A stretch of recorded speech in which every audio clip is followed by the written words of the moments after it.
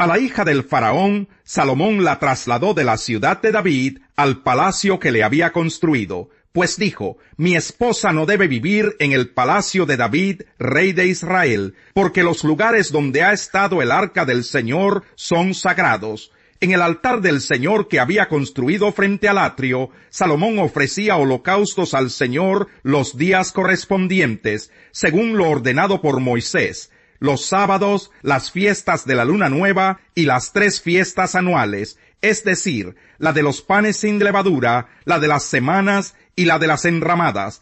Conforme a lo dispuesto por su padre David, Salomón asignó turnos a los sacerdotes para prestar su servicio. A los levitas los estableció en sus cargos para entonar las alabanzas y para ayudar a los sacerdotes en los ritos diarios. También fijó turnos a los porteros en cada puerta, porque así lo había ordenado David, hombre de Dios. Y se obedecieron todas las órdenes del rey en cuanto a los sacerdotes y levitas, y aun en lo referente a los tesoros.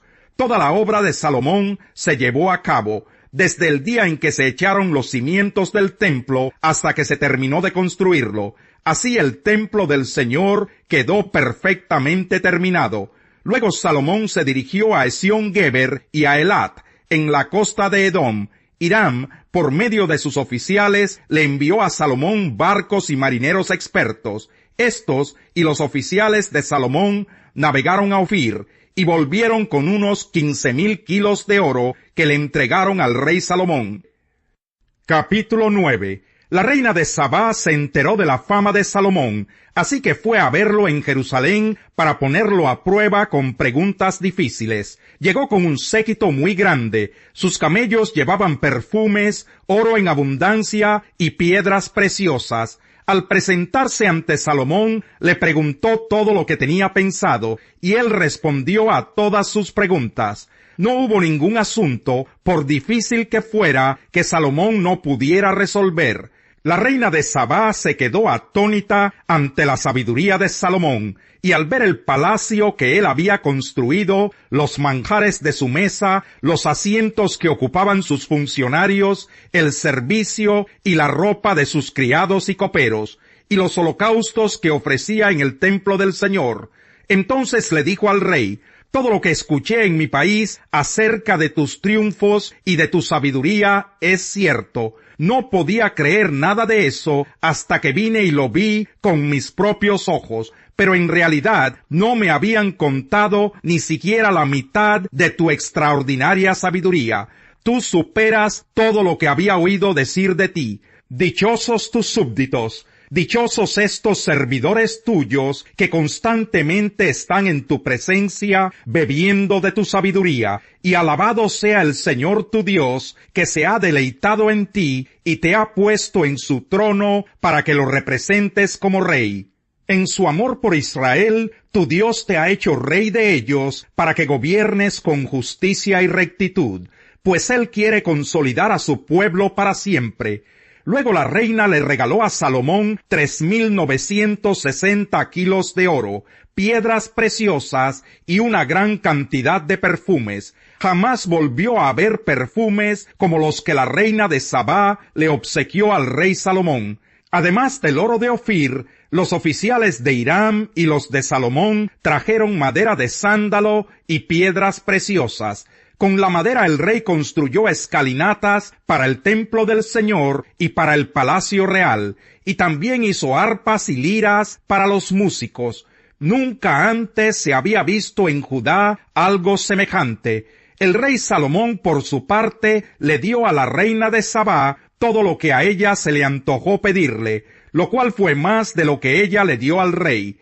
Después de eso, la reina regresó a su país con todos los que la atendían.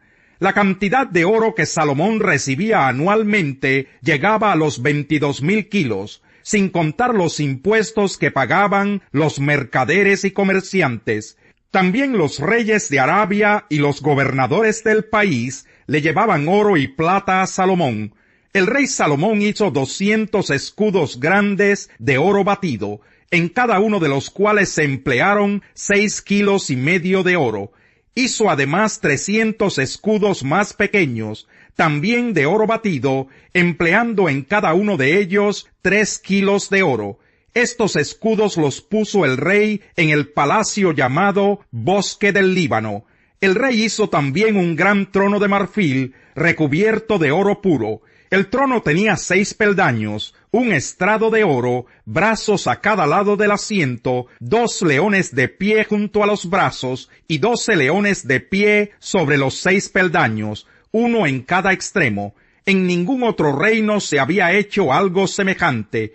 Todas las copas del rey Salomón y toda la vajilla del palacio Bosque del Líbano eran de oro puro. Nada estaba hecho de plata, pues en tiempos de Salomón la plata era poco apreciada. Cada 3 años, la flota comercial del rey, que era tripulada por los oficiales de Hiram, regresaba de Tarsis trayendo oro, plata y marfil, monos y mandriles. Tanto en riquezas como en sabiduría, el rey Salomón sobrepasó a los demás reyes de la tierra. Todos ellos procuraban visitarlo para oír la sabiduría que Dios le había dado, y año tras año le llevaban regalos, artículos de plata y de oro, vestidos, armas y perfumes, y caballos y mulas. Salomón tenía 4,000 establos para sus caballos y sus carros de combate, y 12,000 caballos que mantenía en las caballerizas y también en su palacio en Jerusalén. El rey Salomón extendió su dominio sobre todos los reyes, desde el río Éufrates hasta Filistea y la frontera de Egipto. Hizo que en Jerusalén la plata fuera tan común y corriente como las piedras, y el cedro tan abundante como las higueras de la llanura. Sus caballos eran importados de Egipto y de todos los otros países. Los demás acontecimientos del reinado de Salomón, desde el primero hasta el último, están escritos en las crónicas del profeta Natán, en la profecía de Ahías el Silonita, y en las visiones del vidente Idó acerca de Jeroboam, hijo de Nabat. Salomón reinó en Jerusalén 40 años sobre todo Israel. Cuando murió, fue sepultado en la ciudad de David su padre, y su hijo Roboam lo sucedió en el trono. Capítulo 10. Roboam fue a Siquem porque todos los israelitas se habían reunido allí para proclamarlo rey. De esto se enteró Jeroboam, hijo de Nabat, así que volvió de Egipto, que es a donde había huido del rey Salomón. Cuando lo mandaron a buscar, él y todo Israel fueron a ver a Roboam y le dijeron: «Su padre nos impuso un yugo pesado. Alívienos usted ahora el duro trabajo y el pesado yugo que él nos echó encima. Así serviremos a su majestad». «Váyanse por ahora», respondió Roboam, «pero vuelvan a verme dentro de 3 días». Cuando el pueblo se fue, el rey Roboam consultó con los ancianos que en vida de su padre Salomón habían estado a su servicio. «¿Qué me aconsejan ustedes que le responda a este pueblo?», preguntó. Ellos respondieron: «Si su majestad trata con bondad a este pueblo y condesciende con ellos y les responde con amabilidad, ellos les servirán para siempre». Pero Roboam rechazó el consejo que le dieron los ancianos y consultó más bien con los jóvenes que se habían criado con él y que estaban a su servicio. «¿Ustedes qué me aconsejan?», les preguntó. «¿Cómo debo responderle a este pueblo que me dice: alívienos el yugo que su padre nos echó encima?» Aquellos jóvenes que se habían criado con él le contestaron: «El pueblo le ha dicho a su majestad: su padre nos impuso un yugo pesado, hágalo usted más ligero». Pues bien, respóndales de este modo: «Mi dedo meñique es más grueso que la cintura de mi padre. Si él les impuso un yugo pesado, yo les aumentaré la carga. Y si él los castigaba a ustedes con una vara, yo lo haré con un látigo». Al tercer día, en la fecha que el rey Roboam había indicado, Jeroboam regresó con todo el pueblo para presentarse ante él. Pero el rey Roboam les respondió con brusquedad. Rechazó el consejo de los ancianos y siguió más bien el de los jóvenes. Les dijo: «Si mi padre les impuso un yugo pesado, yo les aumentaré la carga. Si él los castigaba a ustedes con una vara, yo lo haré con un látigo». Y como el rey no escuchó al pueblo, las cosas tomaron este rumbo por voluntad de Dios. Así se cumplió la palabra que el Señor le había comunicado a Jeroboam, hijo de Nabat, por medio de Ahías el Silonita. Cuando se dieron cuenta de que el rey no iba a hacerles caso, todos los israelitas exclamaron a una: «Pueblo de Israel, todos a sus casas, y tú, David, ocúpate de los tuyos. ¿Qué parte tenemos con David? ¿Qué herencia tenemos con el hijo de Isaí?» Así que se fueron cada uno a su casa. Sin embargo, Roboam siguió reinando sobre los israelitas que vivían en las ciudades de Judá. Más tarde, el rey Roboam envió a Adonirán para que supervisara el trabajo forzado, pero los israelitas lo mataron a pedradas. A duras penas logró el rey subir a su carro y escapar a Jerusalén. Desde entonces Israel ha estado en rebelión contra la familia de David. Sin embargo, ustedes no viven según la naturaleza pecaminosa, sino según el Espíritu, si es que el Espíritu de Dios vive en ustedes. Y si alguno no tiene el Espíritu de Cristo, no es de Cristo.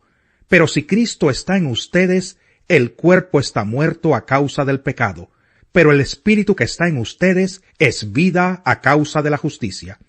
Y si el Espíritu de aquel que levantó a Jesús de entre los muertos vive en ustedes, el mismo que levantó a Cristo de entre los muertos también dará vida a sus cuerpos mortales por medio de su Espíritu que vive en ustedes. Por tanto, hermanos, tenemos una obligación, pero no es la de vivir conforme a la naturaleza pecaminosa, porque si ustedes viven conforme a ella, morirán. Pero si por medio del Espíritu dan muerte a los malos hábitos del cuerpo, vivirán. Porque todos los que son guiados por el Espíritu de Dios son hijos de Dios. Y ustedes no recibieron un espíritu que de nuevo los esclavice al miedo, sino el Espíritu que los adopta como hijos y les permite clamar: Abba, Padre. El Espíritu mismo les asegura a nuestro espíritu que somos hijos de Dios. Y si somos hijos, somos herederos, herederos de Dios y coherederos con Cristo, pues si ahora sufrimos con Él, también tendremos parte con Él en su gloria. De hecho, considero que en nada se comparan los sufrimientos actuales con la gloria que habrá de revelarse en nosotros. La creación aguarda con ansiedad la revelación de los hijos de Dios, porque fue sometida a la frustración. Esto no sucedió por su propia voluntad, sino por la del que así lo dispuso. Pero queda la firme esperanza de que la creación misma ha de ser liberada de la corrupción que la esclaviza, para así alcanzar la gloriosa libertad de los hijos de Dios.